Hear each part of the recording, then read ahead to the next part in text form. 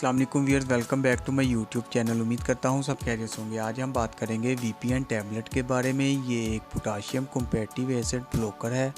VPN इन patient में बहुत ज़्यादा मुफीद साबित होती है जिनको एसिडिटी का मसला रहता है और जिनको रिफ्लक्स एसोफेजिटिस मतलब तेज़ाबियत की वजह से खुराक की नाली में सोजिश हो या अल्सर की शिकायत हो।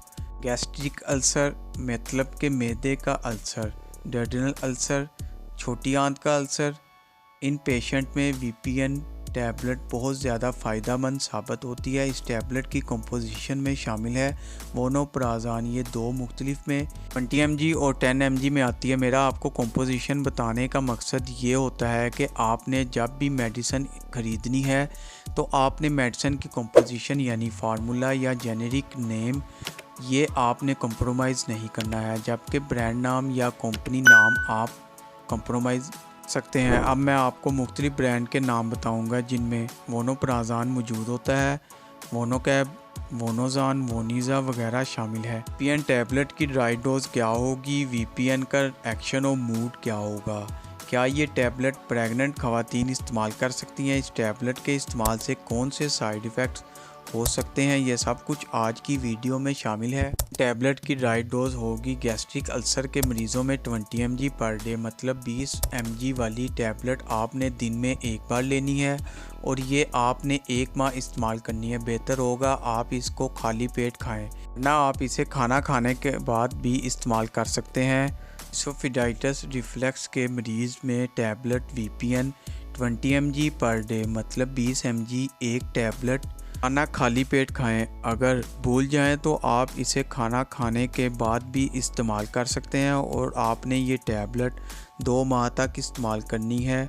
डुओडेनल अल्सर के मरीज़ में 20 mg पर डे मतलब 20 mg वाली गोली ना एक खाली पेट खाएं। अगर खाना खाने के बाद भी इस्तेमाल करें तो भी कोई इशू नहीं, आपने ये टैबलेट 1.5 माह इस्तेमाल करनी है।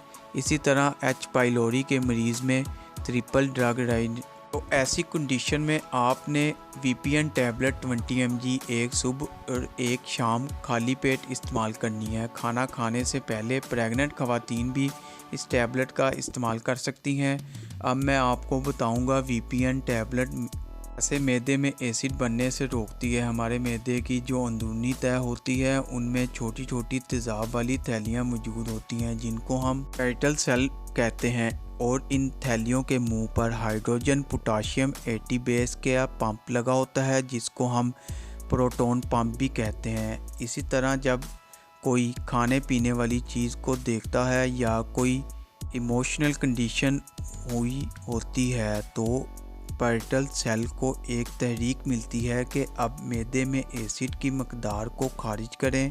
फिर होता है कि ये पंप को चलाने के लिए पोटाशियम पंप के ज़रिए थैली के अंदर आ जाते हैं, जिसके नतीजे में हाइड्रोजन थैली के अंदर मौजूद होता है वो बाहर आता है और ये हाइड्रोजन बाहर मौजूद क्लोरीन से मिलकर एसिड बनाता है जिसको हम कहते हैं हाइड्रोक्लोरिक एसिड। अब यहाँ पर वीपीएन टैबलेट ये करती है कि ये पोटाशियम के साथ बाइंड कर जाती है और यूं पोटाशियम पंप के ज़रिए थैली में मतलब के पैरेटल सेल में दाखिल नहीं हो पाते और ना ही हाइड्रोजन बाहर आते हैं, जिसकी वजह से एसिड बनने का अमल रुक जाता है। अब बात करते हैं इसके साइड इफ़ेक्ट्स के बारे में। कब्ज़, डायरिया, स्किन रैशेज़, अबनॉर्मलिटी वगैरह। उम्मीद है वीडियो अच्छी लगी होगी, तो वीडियो को लाइक और शेयर ज़रूर करें। चैनल को अभी तक सब्सक्राइब नहीं किया तो चैनल को सब्सक्राइब कर लें और बेल के बटन को प्रेस करना ना भूलें ताकि नेक्स्ट वीडियो की इन्फॉर्मेशन आप तक बआसानी पहुंच सके। शुक्रिया, अल्लाह हाफिज़।